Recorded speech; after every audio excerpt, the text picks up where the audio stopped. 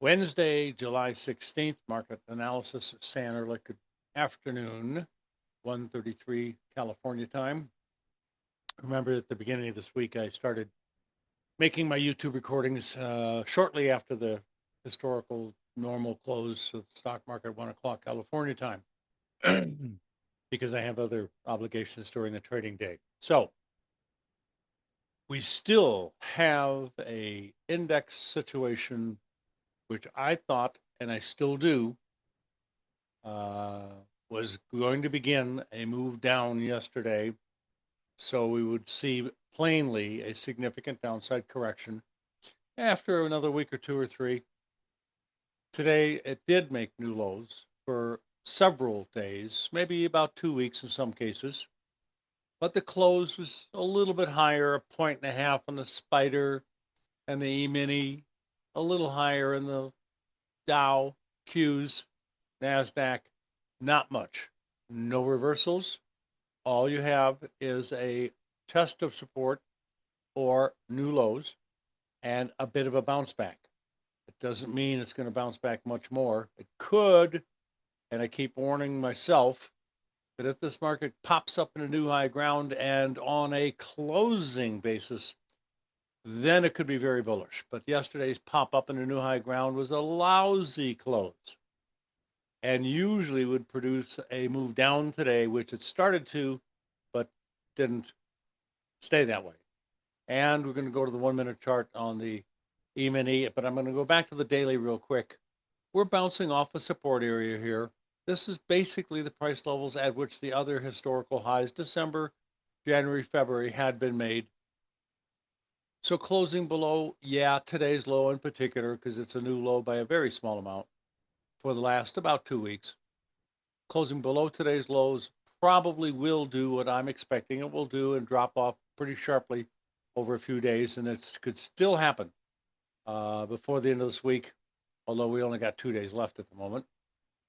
So the 1 minute chart has a sharp break. I thought that was going to be the beginning of what I just said, but it completely recovered, a little stair-stepping march back up again to close slightly higher on the day, a little over a point and a half, call it, or 14 in E-mini numbers.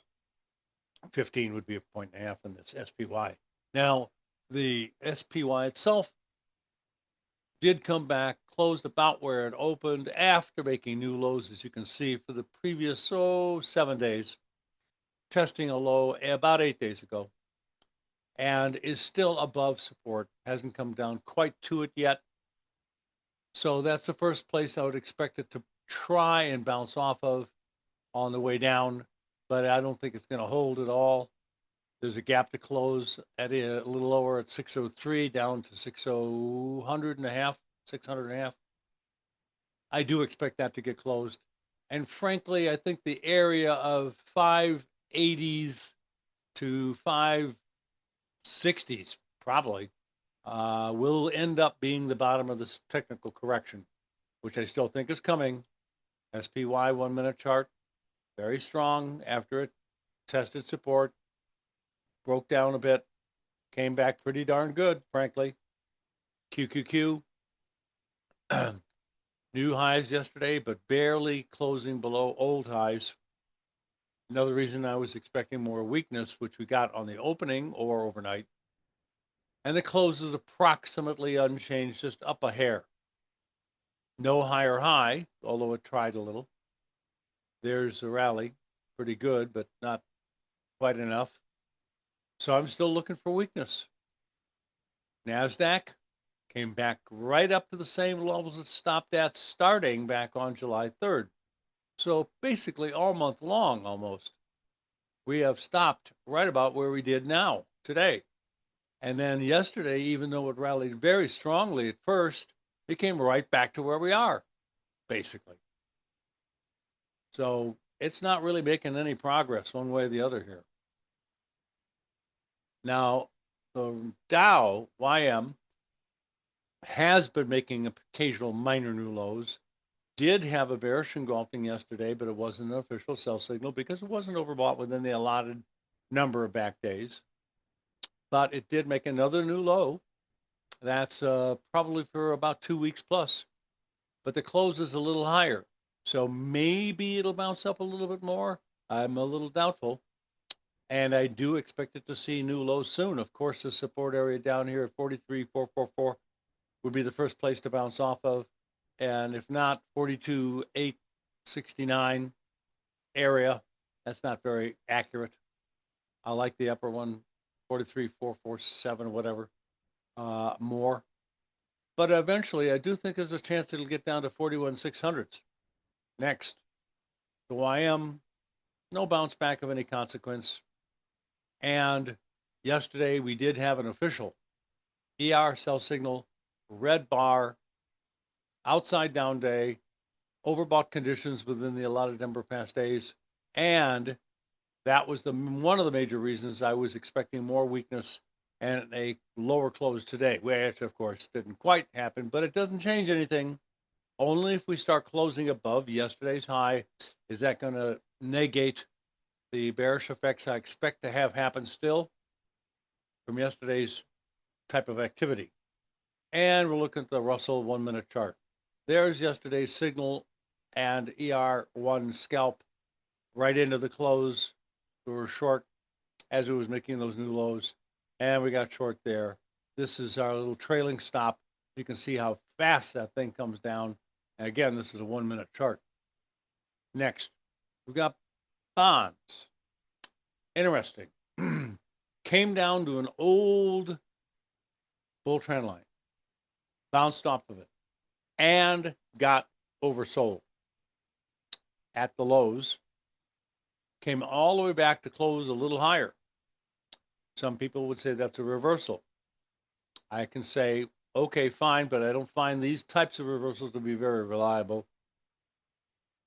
So I like the oversold, and I like bouncing off the trend line. Those are two things that I do pay attention to. This could be a turn. We could be starting to turn back up in interest rate futures.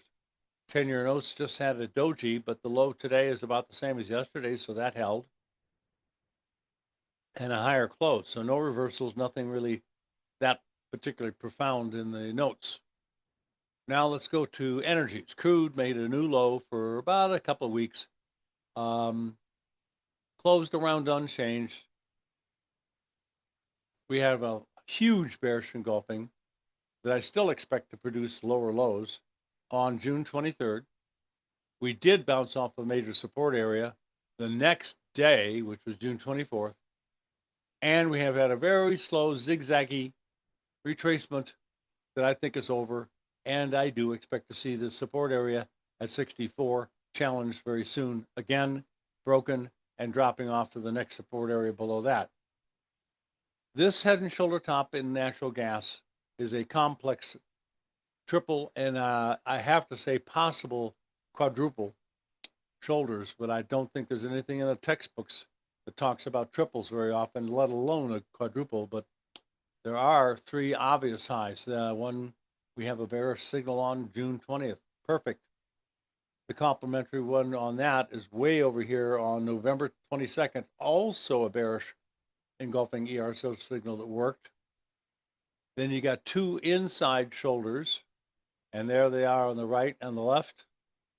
So there's two other minor ones here, but that's kind of part of the top, which was a top, head and shoulder top by itself that worked great.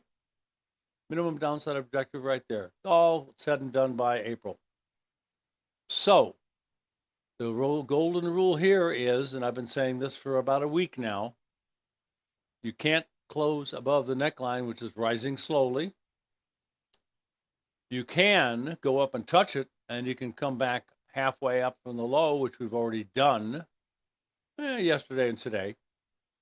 So I think it's going to roll over and start to make new lows real soon, and pretty quickly too. Some sort of disappointment. We're up against some resistance as well. Right in here, I think it's going to possibly turn down. Let's take a look at heating oil. Minor new low today, but a higher, but also a lower close, not by much, but not below previous lows. So I think we're going to continue to zigzag our way sideways to lower. Not necessarily very fast. Couple of support areas, the yellow lines, not too far under the market, but the big support area is not out of reach. And I think there's a chance you could get all the way down to that 22.1. We almost had a bearish engulfing in gold. Resistance is still stopping rallies. Support below the market. We're between this rock and a hard spot. I've been saying the exact same phrase for, I don't know, a few weeks now, maybe a month. But we can't seem to get a breakout up or above or below these rally highs and lows we've had essentially from the middle of May. That's 2 full months now. We have to wait for a breakout, in my opinion, or something else that I can hang my hat on. So we came back and touched almost exactly the support area I talked about yesterday at today's lows and came back to close around unchanged. Now, please remember, bull markets do get overbought periodically, have a correction. Usually the overbought condition is resolved, and then they go right back up and get overbought again, usually a new high ground, and continue to stair-step their way up like that in a normal, good, steady, strong bull market. And they're not all that common. So far, so good with this. So I wouldn't be surprised if today's low was the minor low, but I can't rule out something dipping back down into this range, which, you know, probably could be holding at 36.10, maybe a squeak lower. But trend is up, not overbought anymore. Support below the market. No reason to believe silver is going to start to crash. No major reversals on top. What about platinum? Kind of the same thing. Didn't get overbought. New high close, all above previous highs. Dipped back into the trading range a little bit, starting to work its way back up today. So we just have to close the new high ground again. Then we're going to have another couple of shots up. Very strong trend. We're not overbought. I do see a bunch of divergences here. New highs in price ever since the extreme overbought condition of 93. Then that was back on June 16th when we had a big bearish engulfing sell signal that did not work, unfortunately.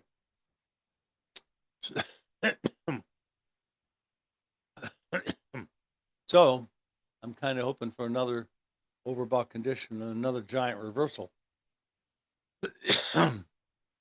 I've added a little bear trend line to copper across the highs of the last week. It's nice. Most of the highs are on the line or very close. There's also a support that's kind of flat at the bottom, and that's producing basically a little variation on our flat bottom right triangle. If that's true, the flat bottoms are usually broken, and you're going to have a downside correction to something around 5.2, 5.16 without a problem. Now, that doesn't change the long-term trend. I know some talks about tariffs popped the market up on the 8th of this month. But that's all obviously in the market now and settling out. So there could be a little more of a correction and then probably up again. Next, we have the grain markets, and soybean did hold in the support area in this week, Monday, Tuesday, and today, and had a very nice rally. It's a new high and a new high close to the previous 5 or so days. New high close for like 6 days or so, 7 maybe. So that's good. I wouldn't say it's a major bullish breakout, but it's certainly flipped around a bit. So I'm looking for still a rally up to 10.28, which is not going to change anything. That's a substantial resistance. We have to see if it's going to stop here. If it can close above, say, 10.32, then we have a chance of popping up a lot more. But I got to get back up inside of this broad trading range with the lows around 10.28 and the highs, 10.75. So it's a big 50-cent range, basically. So if you close above the bottom of that, you're back into it again, and you could go all the way to the top of it. Next is soybean oil, which is now having another new high close today. I think it's the second highest close for the move up, except, of course, the original upside breakout in the middle of June. This head and shoulder bottom has nothing wrong with it. It has a minimum upside objective of 62.55-ish. I expect to see new highs for the trend soon, a few days, a week. We are not overbought. I'd love to see a couple of pop-up days, real strong, substantial, and staying above the old high, which was about 56 on June 20th. What about meal? Well, it's just about the damn obvious. Opposite. Bear trend, oversold, maybe some divergences will take hold, but not really so far. A little higher close today, no reversals. All you're doing is coming out of oversold conditions on the close. Any rally is going to stop cold at 294 if this is still a good bear market, assuming it can get up that high in the first place. I got to see something a bit more damn profound here to turn me on to being bullish again. We've had 3 bullish engulfing buy signals and none of them worked. That's embarrassing. That's not good. Next, corn. Another little rally. Gap to close above the market, 417. It's headed that way. I think it's going to get closed. And it might even get up to 423. But at 423 in particular, a lot of resistance starts to slow it down probably and may stop the rally, and it could turn down. This is still a long-term bear trend. All I'm getting is minor short-term rally signals and objectives and places for it to stop rallying. Sweet market. Well, it did make another new low, lower than May, everything since May, but it closed rather nicely. So it's a support area that got broken slightly, and it popped back up above it again. It could rally a little, but this is the same thing some of the other grains are doing. It's a rock and a hard spot. We're just bouncing off the bottom. We could maybe get back up to this resistance zone, 582. Of course, resistance line in particular, 588, and maybe even a little higher. What do we got for Shell? One of 4 stocks. Not much. A little higher close. We're kind of getting caught between the rock and a hard spot again. That's about all I can say. Waiting for some definitive signals. Otherwise, that may go sideways a little while longer. And you know what I mean. Tops are going to be 72.5 up to maybe 73. And bottoms are going to be around 69.20 to, frankly, where they bottomed out today, 69.90-ish. Next, we've got an outside trading range with a higher close. On Apple, I'd like to say I'm enthusiastic about it, and I'm mildly enthusiastic. Usually an outside up day bullish engulfing candlestick is friendly for a short period of time and a modest distance, but that's not super bullish. We still have a super bearish bearish reversal on July 7th. ER sell signal official. Overbought and an outside down day, bearish engulfing. And it only went down a little bit more, and now it's going sideways. So I don't think this bullish engulfing has much hope. I don't have a lot of hope for that, mostly because of my big sell signal a week and a half ago that's still good. Looking for new lows, frankly, real quickly. Below 206 next. Tesla. A little bit higher, nothing new, a little resistance above the market. Also kind of between a rock and a hard spot. Maybe a pennant formation forming. We'll see. Nothing I can come up with at the moment that's any profound statement. The longer term trend should be up since March, April. Most longer term indicators will probably be modestly bullish, starting to work their way higher. We'll see. Gapped up big time yesterday in NVIDIA. Today's range is almost identical to yesterday. We still have the gap to close. Let me put a little marker in here. That would be across the high of Monday to the low, because the gap is partially closed, just a little tiny bit of it today, to the low of today. So we should be able to come down without much trouble to 165.50. There's also a trend line that I added that I think is pretty nice. Trend lines are not my favorite tool. but I do see them, pay a little bit of attention to them, comment about them and stuff. As you guys know, I love overbought, oversold RSI. From learn from Wells Wilder himself. My modifications of it in the last 50 plus years, period, and support and resistance levels. So what have we got for E-mini again? Of course, it's closed. Looking for a break. You guys have a great day and profitable trading to you.